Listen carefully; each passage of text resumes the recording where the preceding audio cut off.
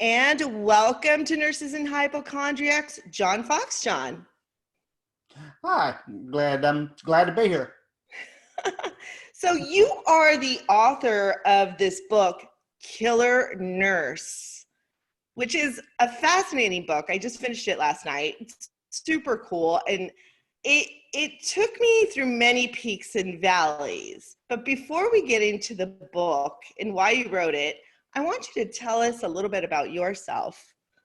Okay, I'm a East Texas country boy.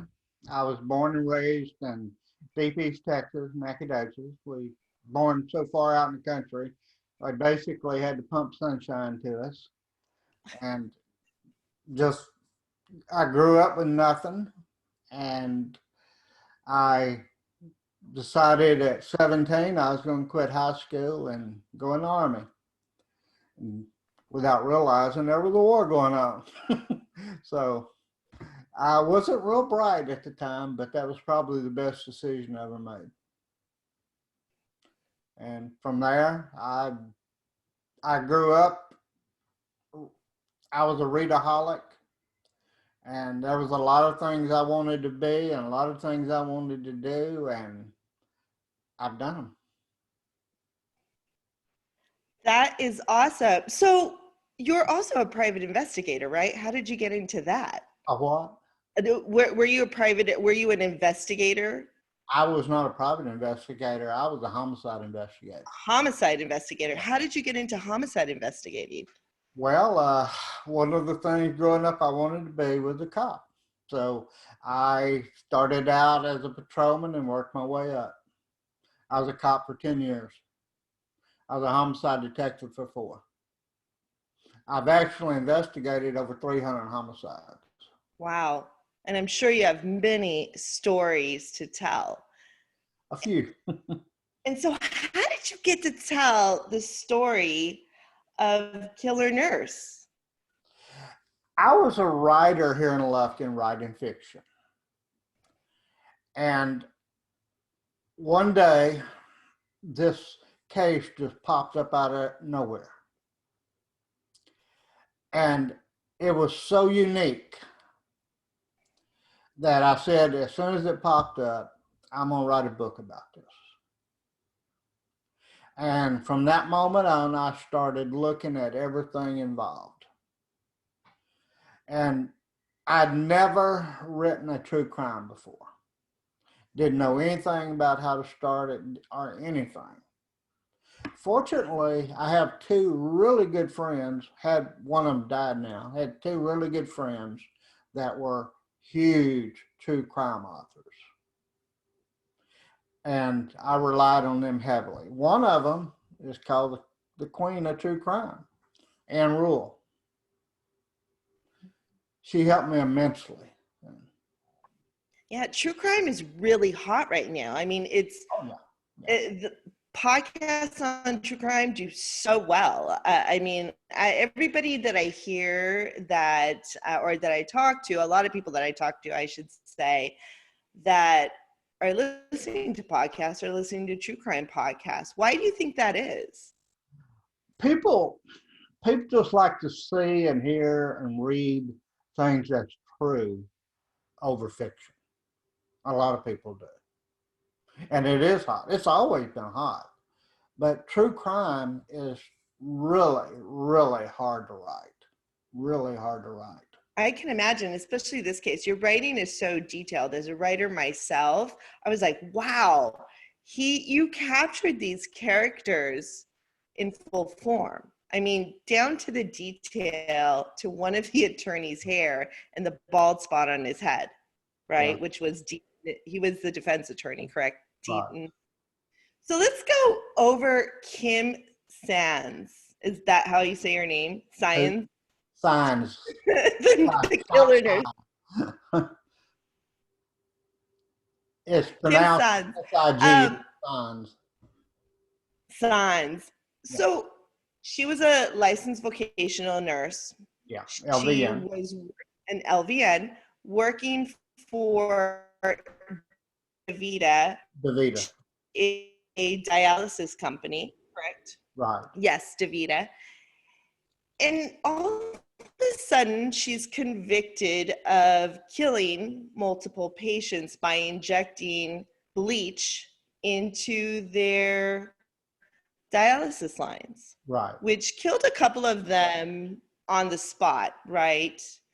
It's Yes. Yes. had them go under cardiac arrest. Like several patients went under cardiac arrest. And it's just a phenomenal case because no one could believe that this nurse could kill her patients. Well, it wasn't necessarily that they believed the nurse couldn't do it. It was more that they believed anybody would do it. This is the most unique crime in history. Never before has anybody ever been accused, charged, and convicted of killing people using bleach. It wasn't the fact that a nurse would do it or she would do it. It's the fact that anyone would use bleach to kill someone. It was just so far out there that every time somebody heard it, they just couldn't believe it. The fact is, Kimberly Signs, very few people outside of her little community and her church and where she worked knew anything about her.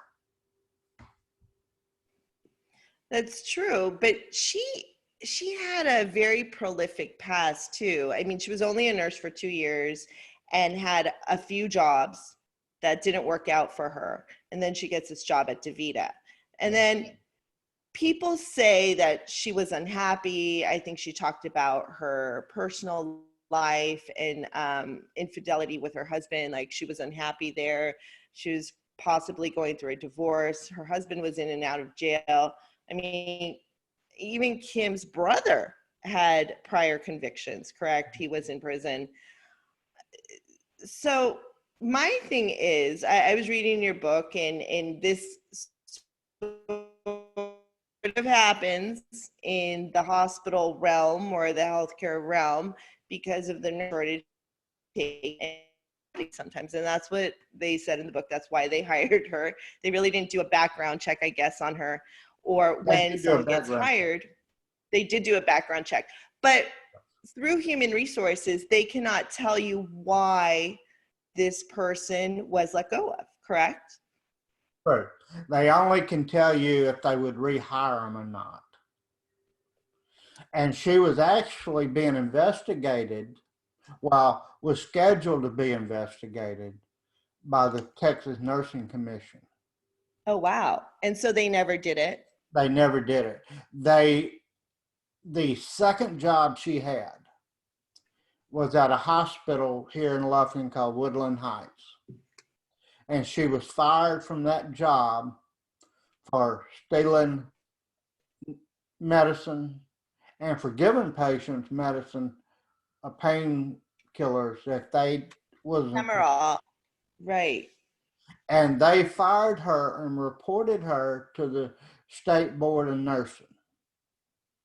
But the State Board of Nursing hadn't got around to investigating it yet. Therefore, it wasn't on her record. That's very interesting because we're having these problems today. The Board of Registered Nursing in California, as well as I saw Georgia. So their directors have just stepped down in both cases. The California Board of Registered Nursing, an auditor went in, and now they're being suspected of committing fraud and hiding cases of nurses who have been reported. So this is really scary, and it is true to form today because this is what can happen. Patients can die for no reason, really. Right. But when DaVita hired her, she had 4 no rehires on her record. And that's all when DaVita investigated her, that's all they knew, that 4 places she had worked as a nurse wouldn't rehire her. But they went ahead and hired her anyway. Yeah, because they really needed people. Wow. So her background, because I love how you paint a portrait of her background. You really take us on that journey of who Kim was and her family. I mean, I love how you wrote the geography has a tendency to mold people. Angelina County was it's a blue collar area, It is. correct? Yes, very much so. And her parents were young parents. Her mom worked at Walmart, correct? And her father worked for Peterbilt. Right. They were just very lower socioeconomic, middle class. She had a brother. She seemed like to grow up. They went to church, pretty basic background, but yet she started to commit crime. I mean, before she went into nursing school, I don't think she had any criminal record, or she didn't. But her brother did. She didn't have a criminal. Her first criminal record actually was after she was fired from the Vita. She was picked up for being drunk. Actually, she probably wasn't drunk. She was probably drugged up, but she was picked up for public intoxication. That's after she was fired from the Vita and while she was under investigation. Her second conviction was these murders and these aggravated assaults. So she basically had no criminal record at all. Wow. So this part in the book where I was reading when patients actually saw Kim inject them with bleach.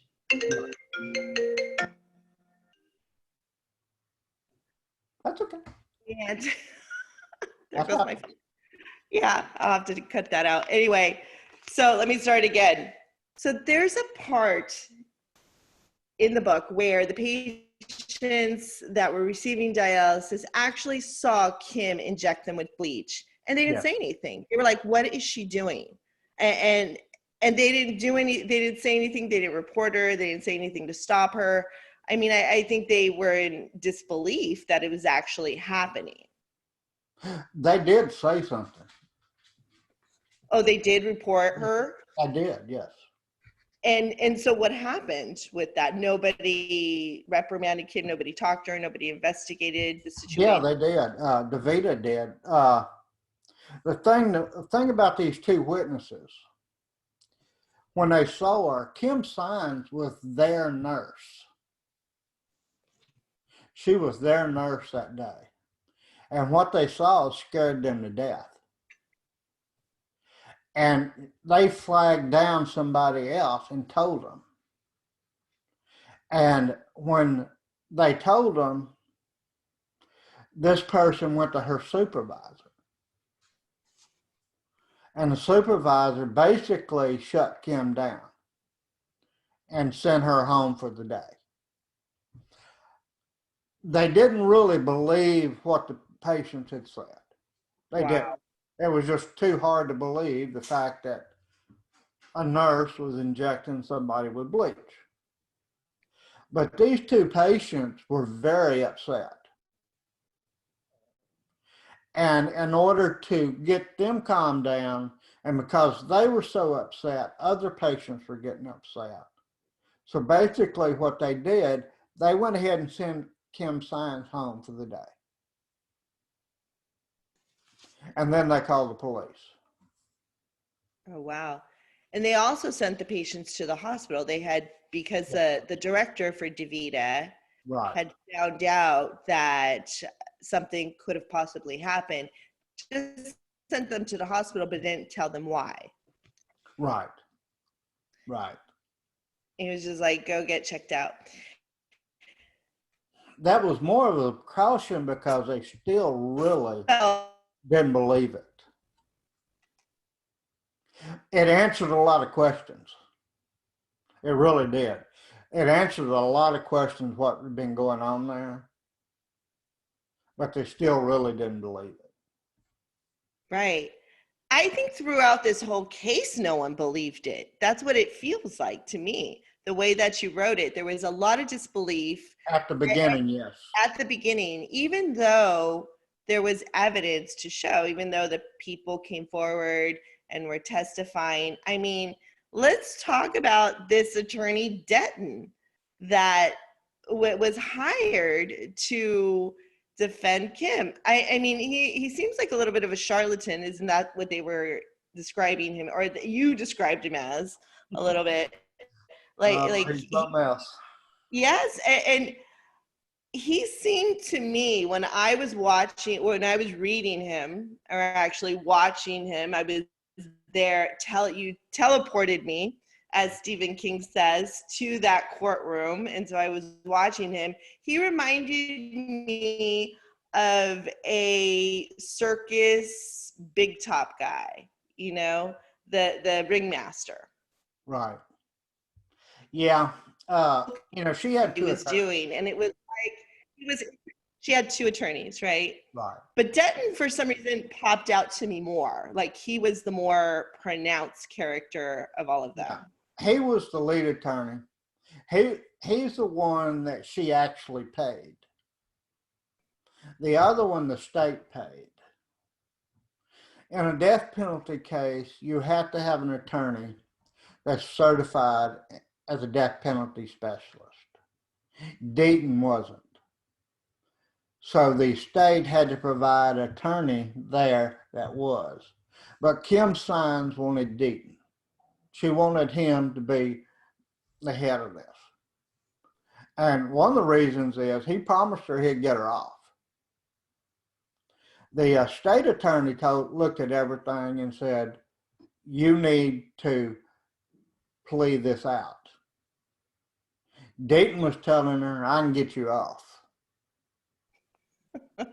Now, the funny thing about this whole thing, well, it's never, none of it was ever funny about it. No. But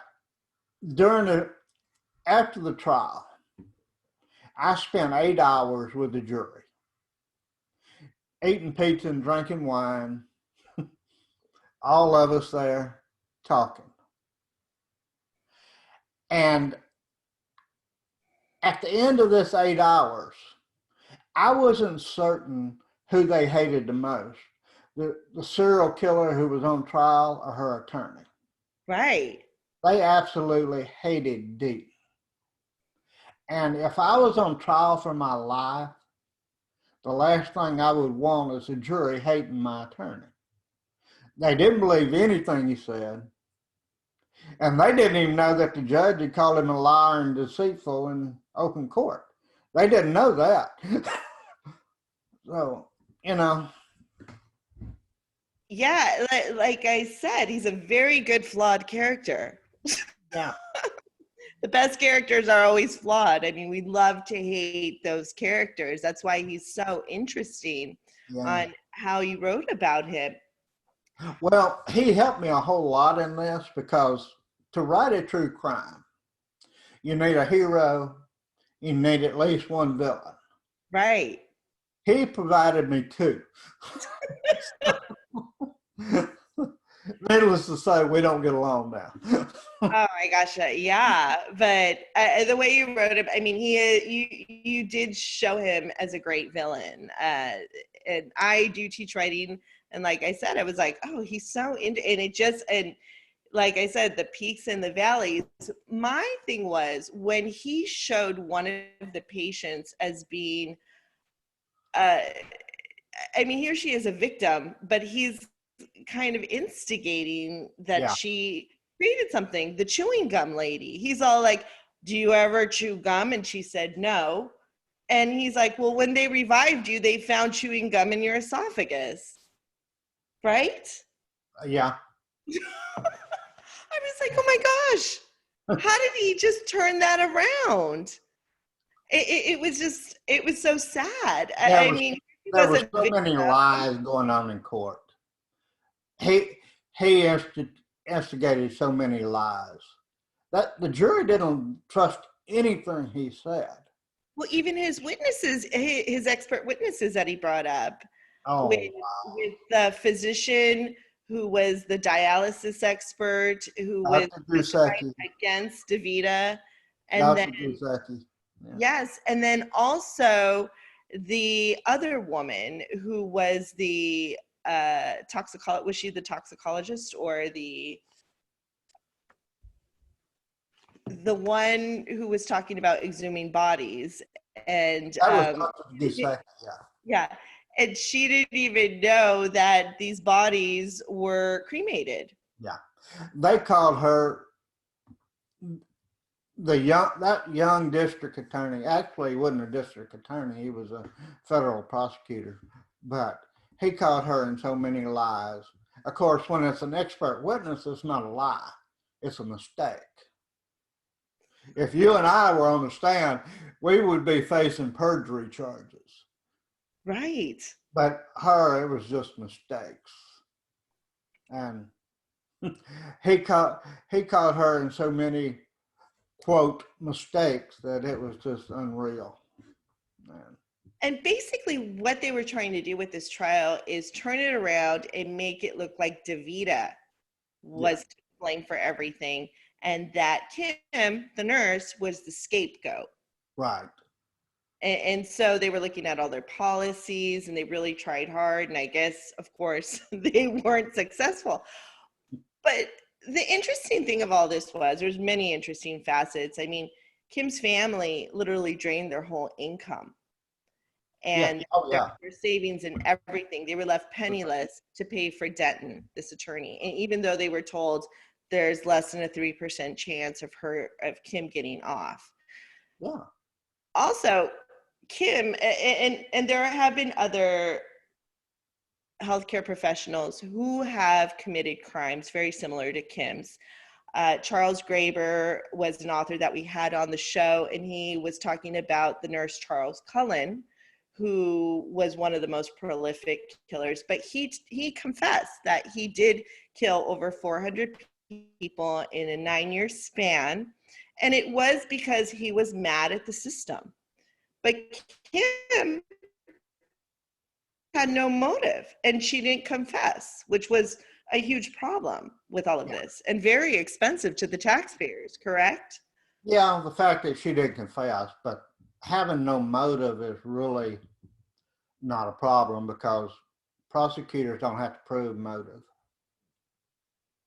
That has never been part of a homicide investigation or a trial motive. It's right, because a lot of these people who go ahead and commit these crimes are sociopathic or psychopathic, and really they just kill to kill or do what they do to do. I mean, everybody wants to know why.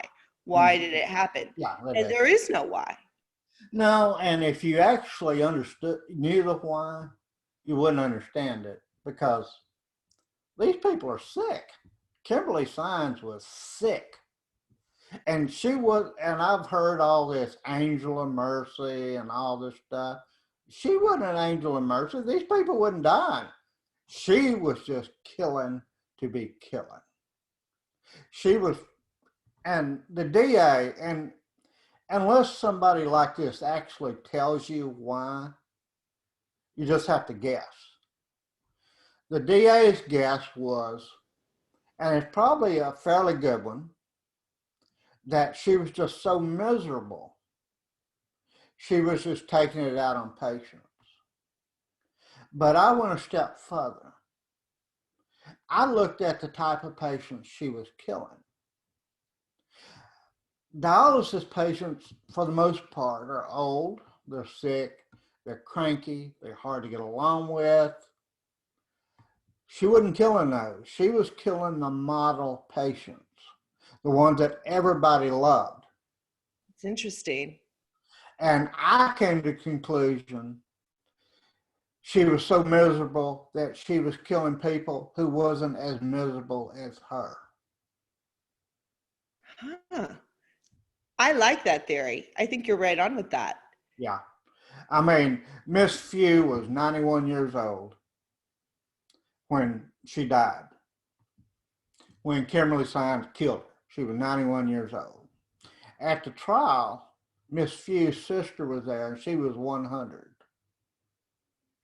There's a really good chance that Miss Few would have lived quite a bit age, you know.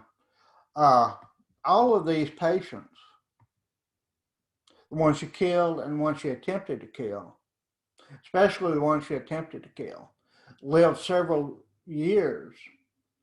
There's one that's still alive. These patients wouldn't in misery. She was just killing to be killing. And also on her computer, she left a song. Yeah. I got away with murder. Yes. Which is so creepy. Yeah. And I loved how you put that in The there. computer's what really convicted her. Right. And it totally wrapped up your book where it was like, wow. Yeah. And I could see that as a movie with that song playing in the end. So did you sit in the courtroom during this trial? I was in the courtroom for every second of it. Voir dire was 3 weeks long, and I was in voir dire for every second of it. So the trial was 4 weeks long, and I basically spent every second of 7 weeks in the courtroom. Can you go ahead and explain a little bit about voir dire? Because I was reading it, and I've probably been in court like once or twice. Right. I did do some legal nurse consulting, but I was reading it and I was trying to get a grasp. If you go ahead and explain it, I think I could get a better. Sure. Voir dire is basically jury selection. Usually they bring all the jurors in the courtroom and both attorneys talk to them. In a capital murder case, which this was, they have the option of interviewing those jurors individually, a prospective jurors individually, and that's what they did in this case. They would bring a juror in, and each side would have about 30 minutes to question them. And it was just that juror sitting in, that prospective juror sitting in there, and both sides talking to them. And the person handling the voir dire for Kimberly Sines was not Deaton. That was Stephen Thomas. And he's a really good attorney. But he handled voir dire for them. And of course, Clyde Harrington did it for the prosecution. But it went on for 3 weeks, jury selection. Interesting. How long did it take you to write this book? That was a really good one. The trial ended in April, and I had to have the manuscript in the Penguin in August. Wow. So you already had a book deal? Yes. Excellent. Good job. But the problem was I had interviewed 0 people. None.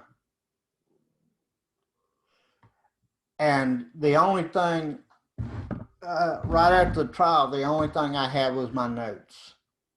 And I took, I think, 4 notebooks, sitting writing 4 notebooks full of notes. I had that and no witnesses, no interviews. So between April and August, I interviewed 237 people. Wow. And I wrote the manuscript. And a lot of days I worked 18 hours a day. I can imagine. It is a very, very detailed book. You know, yeah. I could tell how much work you put into it. I spent 4 years though. I spent 4 years before the trial working on things. First, I had to learn how to write true crime, which is totally different than fiction. And 2, one of the smartest things I did, I realized that there was going to be a lot of science involved in this. And I knew nothing about dialysis, nothing.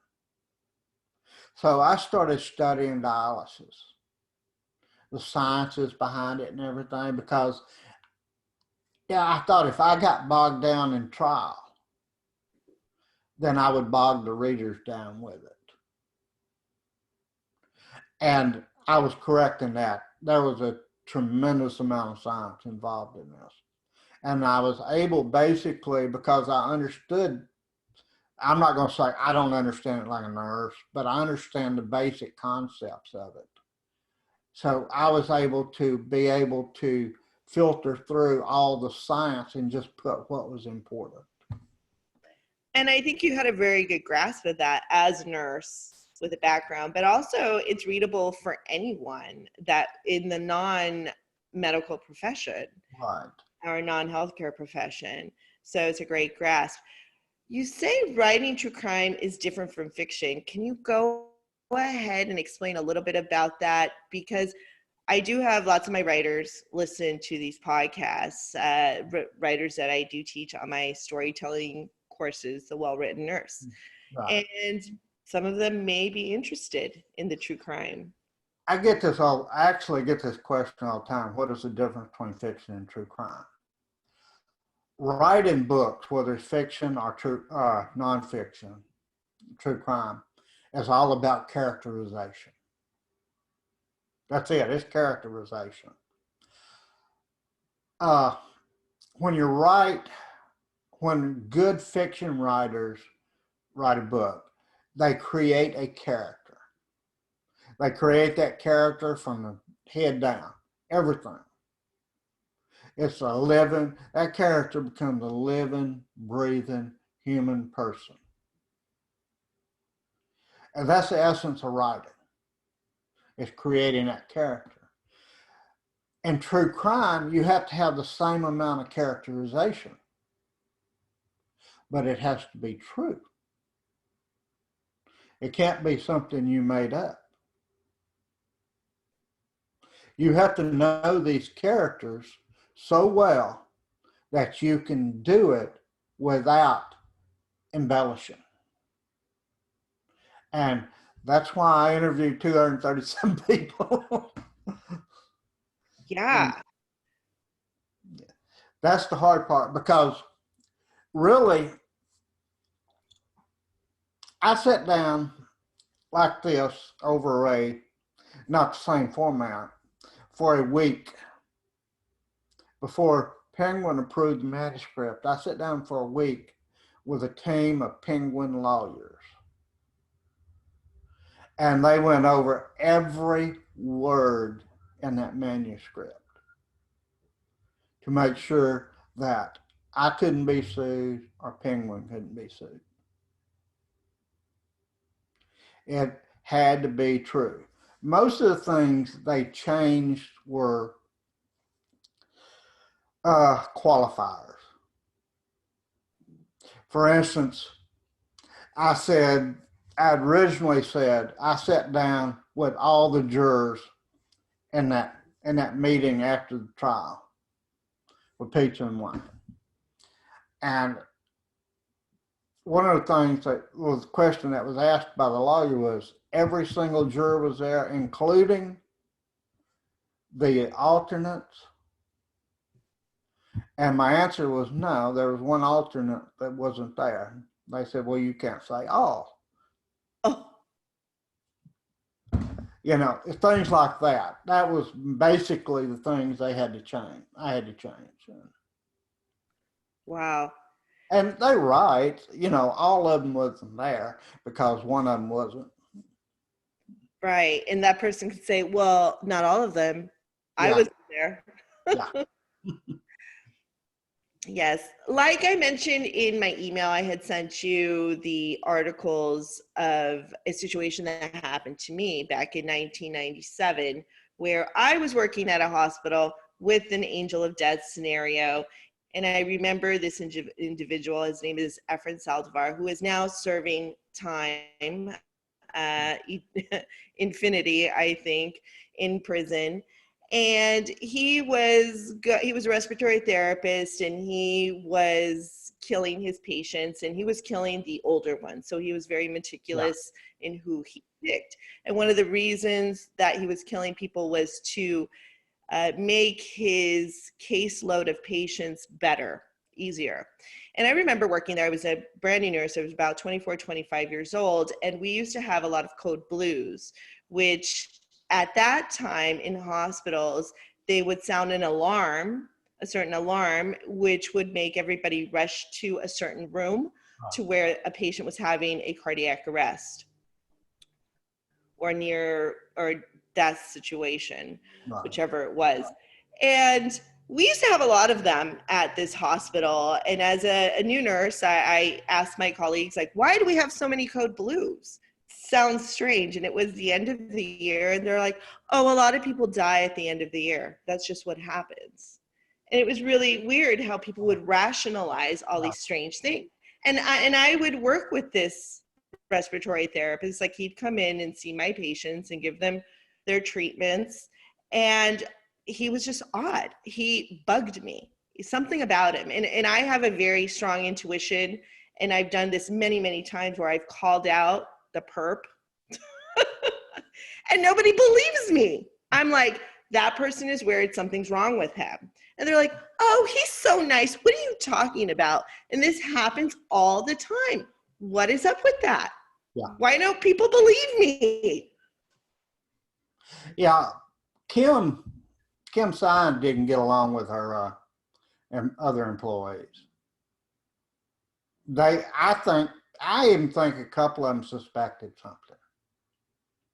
They never said anything, and they never really went to anybody with it, and they didn't testify about it, but I'll always believe a couple of them suspected something.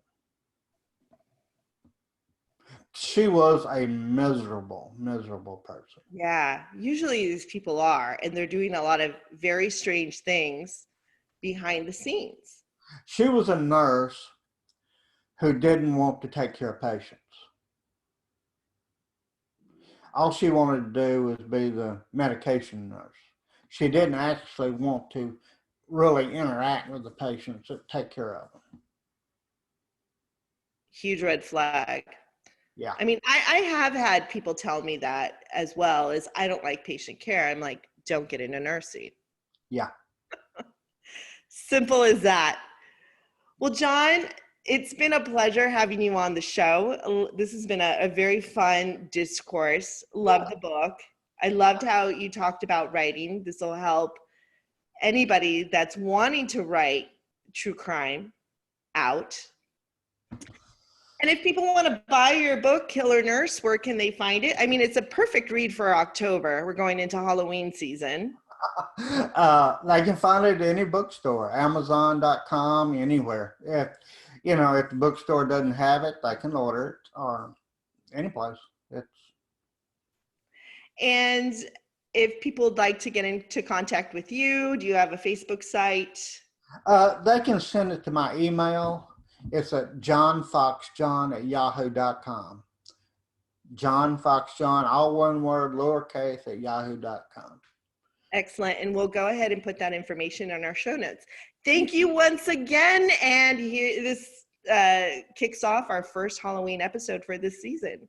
All right. Thank you so much. Thank you. Appreciate it.